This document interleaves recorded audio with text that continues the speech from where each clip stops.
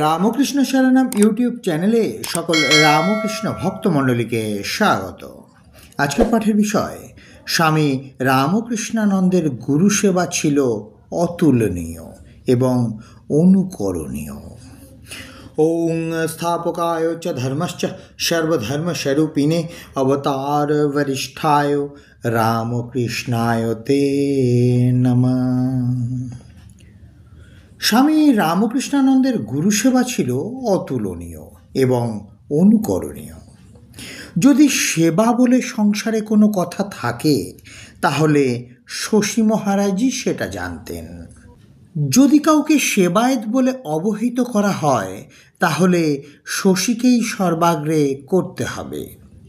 যদি অহেতুক ভক্তি কেউ দেখাতে চান তাহলে তিনি শশীকেই তার আদর্শ বলে দেখবেন। শশীর গুণই সব, কোনো দোষ নেই।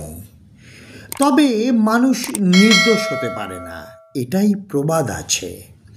শশী বিনা বিচারে, বিনা বাগ্বিতণ্ডায়, নিজের স্বার্থের প্রতি দৃষ্টি না দিয়ে এক মনে পরমহংসদেবের সেবা করত। এটাকে যদি দোষ বলা হয় তবে শশীর দোষ ছিল। হনুমানের দাস্যভক্তির আমরা শুনেছি, শশী দাস্যভক্তির পরাকাষ্ঠা দেখিয়েছে। এমন এক ভক্ত চূড়ামণি আমরা পরমহংসদেবের একটা ভক্তকেও দেখিনি। একথা আমরা অতিরঞ্জিত করে বলছি না। যে কেউ পরমহংসদেবের নিকট গিয়েছেন সকলেই একটা স্বার্থের সম্বন্ধ নিয়ে গিয়েছিলেন। কিসে পরিত্রাণ হবে, কিসে ভজন হবে, কিসে যোগমার্গে পরিভ্রমণ করতে সক্ষম হবে, এই রকম একটা ভাব সকলেরই ছিল। শশীর সেসব কিছুই ছিল না। সে আত্মনিবেদন করে নিষ্কাম ধর্মরূপ গুরু সেবা করতে শিখেছিল। সে তা জীবনে সাধন করে কৃতার্থ হয়েছে এবং যে কেউ শশীর এই দাস্যভক্তির উপাখ্যান শুনবে তারও সেই ভক্তি লাভ হবে, এতে কোনো সন্দেহ নেই। শশী, তুই ভাই ধন্য, তুই যথার্থ সেবা শিক্ষা করেছিলি। পৃথিবীর সার ধর্ম, সারাৎ সার কর্ম গুরু সেবা। যদি দেখবার কিছু থাকে তা শ্রীগুরুর শ্রীপাদপদ্ম, যদি করবার কিছু থাকে তা শ্রীগুরুর শ্রীচরণ বন্দনা, এবং যদি শোনার কিছু থাকে তা শ্রীগুরুর গুণগাথা।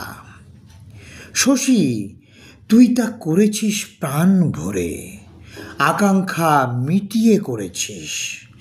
কখনো মনে হয় তুই বুঝি জন্মান্তরে সেবা করবি বলে পঞ্চতপা করেছিলি, অথবা গলা কেটে শোণিত দান করেছিলি, তাই প্রভু তোর জন্য উৎকট ব্যাধিগ্রস্ত হয়ে সেবা গ্রহণ করবার জন্য তোর নিকট জড়বৎ শয়ন করেছিলেন। তুই ভাই মানবদেহ ধারণ করে প্রকৃত কর্তব্য কর্ম বুঝেছিলি। তুই সেই জন্য প্রভুর বিশেষ কৃপা পাত্র। তার দয়াতে তুই আজ সেবক মণ্ডলীর শিরোমণি। প্রভু যেমন আমাদের গুরু, গুরু বলে মনে স্পর্ধা হয়, তেমনি তুই তার সেবক, পরিচয় দেবার যোগ্য পাত্র, তুই অদ্বিতীয়। মাতা ঠাকুরানী যদিও নিকটে ছিলেন তথাপি সেবার জন্য তাকে ব্যস্ত হতে হতো না। শশী সকল দিকে দৃষ্টি রাখত।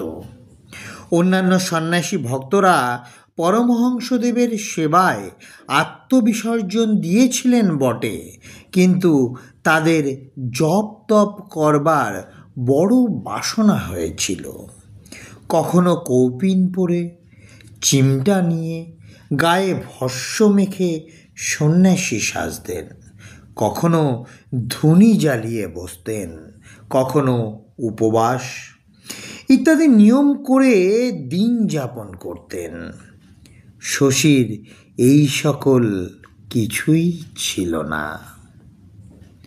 আজকের পাঠের তথ্যসূত্র: শশী দাস্যভক্তির পরাকাষ্ঠা, রামচন্দ্র দত্ত।